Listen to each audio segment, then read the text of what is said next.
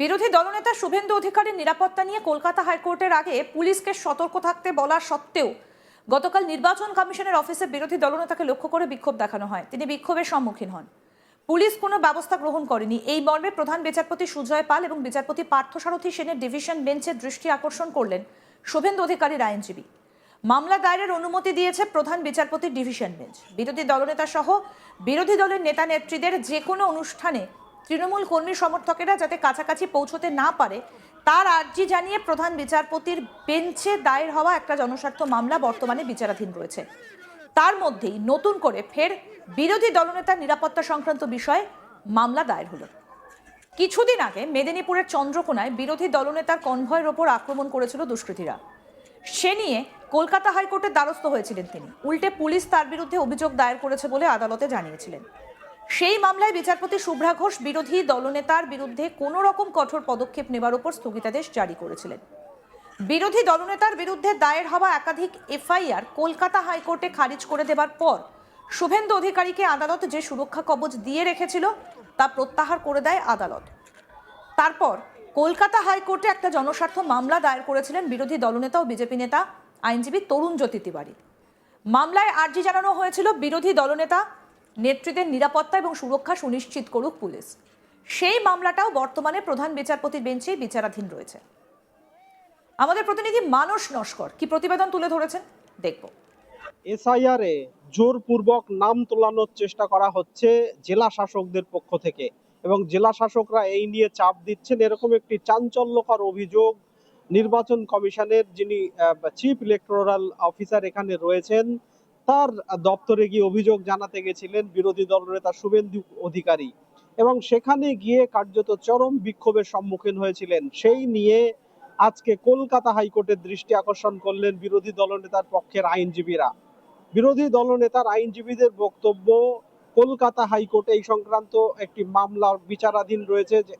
বিরোধী দলনেতা সহ রাজ্যের বিরোধী রাজনৈতিক দলের নেতা নেত্রীদের সুরক্ষা ও নিরাপত্তা সংক্রান্ত একটি মামলা কলকাতা হাইকোর্টে বিচারাধীন রয়েছে এবং সেখানে কলকাতা হাইকোর্ট মৌখিকভাবে রাজ্য পুলিশ প্রশাসনকে জানিয়েছিল যে বিরোধী রাজনৈতিক দলের নেতা নেত্রীদের নিরাপত্তা এবং সুরক্ষা যাতে সুনিশ্চিত হয় সে বিষয়ে সতর্ক থাকতে হবে রাজ্য পুলিশ প্রশাসনকে। এইরকম নির্দেশ থাকা সত্ত্বেও রাজ্যের পুলিশ প্রশাসন কোথাও সতর্ক, অসতর্ক এবং বিরোধী দলনেতার নিরাপত্তা এবং সুরক্ষা বিষয়ে তাদের কোথাও উদাসীনতা রয়েছে বা তাদের সচেতনতার অভাব রয়েছে, সতর্কতার অভাব রয়েছে। প্রধান বিচারপতি সুজয় পাল ও বিচারপতি পার্থসারথী সেনের ডিভিশন বেঞ্চের দৃষ্টি আকর্ষণ করেছিলেন আইনজীবীরা। মামলা দায়ের করার অনুমতি দিয়েছেন প্রধান বিচারপতির বেঞ্চ। শীঘ্রই এই মামলা শুনানি হবে বলে আমরা আইনজীবীদের সূত্রে জানতে পাচ্ছি। প্রসঙ্গত, গতকাল বিরোধী দলনেতা তিনি নির্বাচন কমিশনের অফিসে গেছিলেন, যেখানে বিরোধী দলনেতার বক্তব্য ছিল রাজ্যের বেশ কয়েকটি জেলার জেলা শাসকরা এসআইআর এ অবৈধ অনুপ্রবেশকারীদের নাম তোলার চেষ্টা করছে এবং তার জন্য জোর করা হচ্ছে। সেই রকম একটি চাঞ্চল্যকর অডিও টেপ তার কাছে রয়েছে, সেটি তিনি নির্বাচন কমিশনের অফিসে গেছিলেন জমা দেওয়ার জন্য। সেখান থেকে বেরোনোর পর তৃণমূলপন্থী বিএলওরা তাকে দেখে চোর চোর বলে স্লোগান দেন এবং তাকে দেখে জুতো ছোড়া হয়।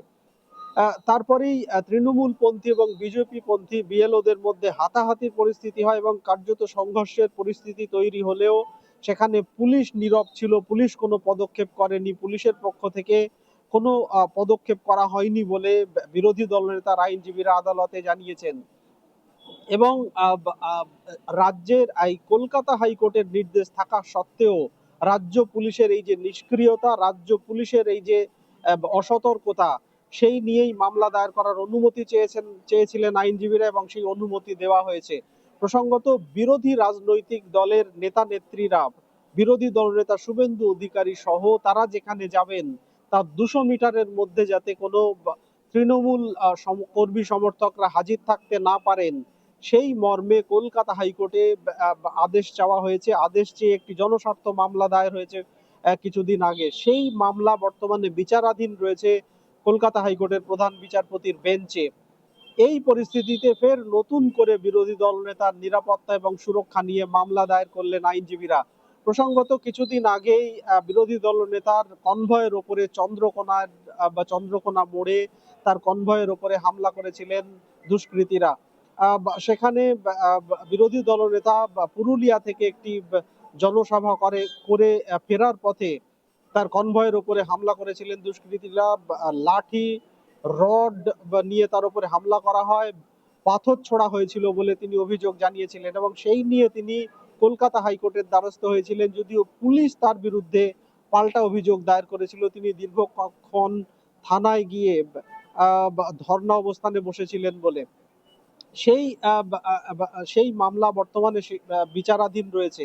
একই সঙ্গে বিরোধী দলনেতার নিরাপত্তা ও সুরক্ষা সংক্রান্ত একটি মামলা কলকাতা হাইকোর্টে বিচারাধীন রয়েছে। এই পরিস্থিতিতে রাজ্য পুলিশ ও প্রশাসনের কোথাও সতর্কতার অভাব রয়েছে, তারা অসতর্ক। কলকাতা হাইকোর্ট মৌখিকভাবে নির্দেশ দেওয়ার সত্ত্বেও তাদের কোথাও তৎপরতার অভাব রয়েছে বলেই গতকালকে নির্বাচন কমিশনের অফিস থেকে বেরোনোর মুখে বিরোধী দলনেতা কার্যত বিক্ষোভের মুখে পড়েছিলেন। তাকে দেখে চোর চোর স্লোগান দেওয়া হয় এবং জুতো ছোড়া হয়।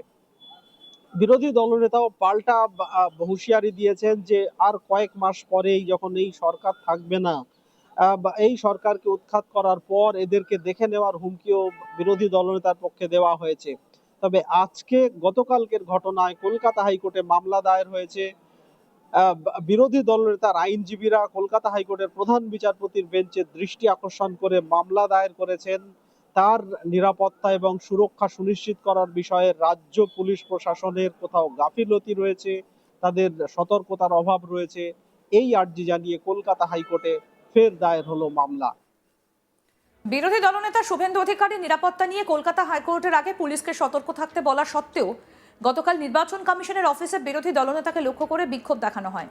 তিনি বিক্ষোভের সম্মুখীন হন। পুলিশ কোনো ব্যবস্থা গ্রহণ করেনি, এই মর্মে প্রধান বিচারপতি সুজয় পাল এবং বিচারপতি পার্থসারথী সেনের ডিভিশন বেঞ্চের দৃষ্টি আকর্ষণ করেছেন শুভেন্দু অধিকারীর আইনজীবী।